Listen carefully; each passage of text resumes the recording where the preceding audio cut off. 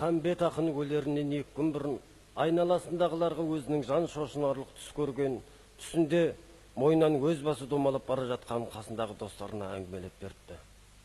Мен түсімде зорлық көрдім, қорлық көрдім ғаламат, бір таныс қол соғып өтті әлдекімді паналап, зұлымдықтың жасырынып келетіні жаманақ, иығымнан ұшқан басым көкірегімнен домалап, бара жатты атамекен ақ жайықты жағалап, жүрегімнен аққан қанға боялыпты баралап, жәбіл түсім тегін емес мана сойқын заманда, тіршіліктен қоштасар сәт жетті-ау деймін мағанда деп толған.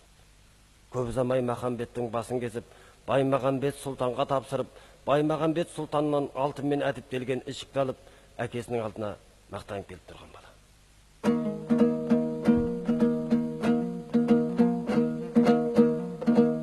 Сонбал жігіт кіріп келді ентелеп, кірген бойда әкеде долы еркелеп, жүруші едің маған ылғи өкпелі, киюші едің мал болмайсың деп мені, сол сөзіңді сірә қайтып аларсың ау шамасы, аты шулы Баймағамбет сұлтанның маған берген сыйлығына қарашы.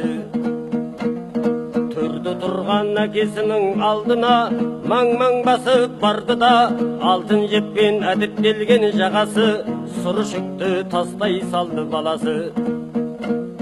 Я сөйле деді әкесі, қандай ерлік көрсеттің, 2 ай бойы қане қайда жол шектің. Бала сайтты топ бастадық 4 адам, Махамбеттің жақыны ықыласты үгіттеп, мақтап қағып арқаға қосып алдық ортаға. Бұл түгелдей мұнылыңның ақылы, еркін жетер әңгіме ол бір таңға. Қапысызда қармақ салып, Махамбетті алдап соғып, басын кесіп сыйға тарттық сұлтанға.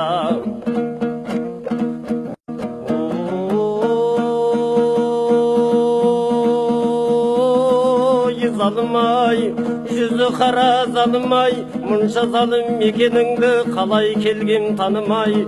Бұдан өткен зор қасірет болар ма, бұдан өткен зор қасірет болар ма, деп әкесі жас үйірді жанарға. Қабағыңды жаба қалды неге мұң, әкесінің қай сөзіңе сенемін. Есіңде ме менің бала кезімде, Махамбетті жек көремін дегенің.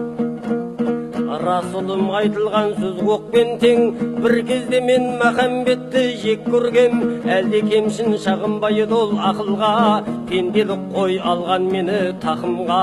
Оған себеп сенің анаң жасынан ғашық болған сол Махамбет ақынға. Азаппенен өтсе де асау таңдарым, қайрағам жоқ қызғаныштың қанжарын. Іштен тынып жүре бердім төзген боп, өзін шексіз құлай сүйген жан барын. Қайран ақын сезген жоқ. Анаң марқұм ол дегенде от жалының көзінен, тамсанатын ақ бір бақыт табар даяр сөзінен, көрге бірге ала кетті өзімен.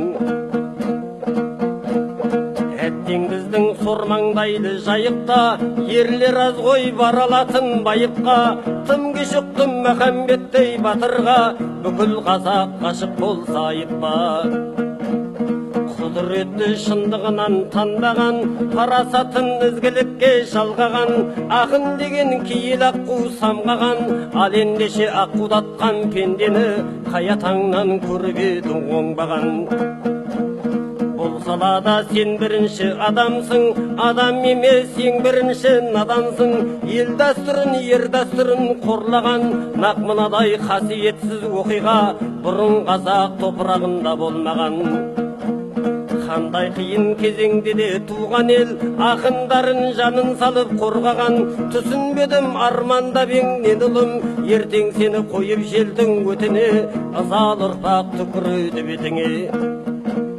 Сол қорлықтан құтқарайын сен ұлым, және ол зар оңайлықпен тиылмас. Қанымыз бір жолымызда шиырлас, енді сенің кесіріңнен мағанда туған жердің топырағы бұйырмас. Және қайыр налы мейлі налыма, сорлы балам туылсың ау сорыма. Өзің түстің өзің қазған орыңа, кеттік кәне ішігің дал қолыңа. ұясына күн түреді батқалы, түксиеді меңіреу құм шатқалы. Олар үлкен қара жолға түсіп ап, бір төбенің қасына кеп тоқтады. Мынау төбе саған соңғы шығаршың, болатынын ұғарсың. Сен әрине құралайды көз қатқан, атқан оғын маздатқан, менің мерген екенімді ұмытпаған шығарсың. Деді әкесі құлазып нар көңілі.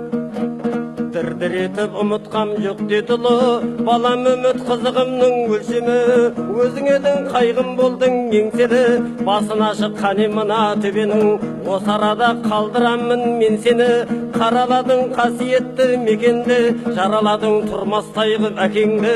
Мына жолмен жүрген жұрттың аузынан махамбеттің жырын тыңдап жатенді, мүмкін сондау түсінерсің қатеңді. Кім аяққа баса заңын даланың, ұмытқаны қатал тарих сабағын. Кешір мені таусылда бар амалым, дала заңы баба заңы қарағым, деп әкесі қолын алды садағын. Дала заңы баба заңы қарағым, деп әкесі қолын алды садағын.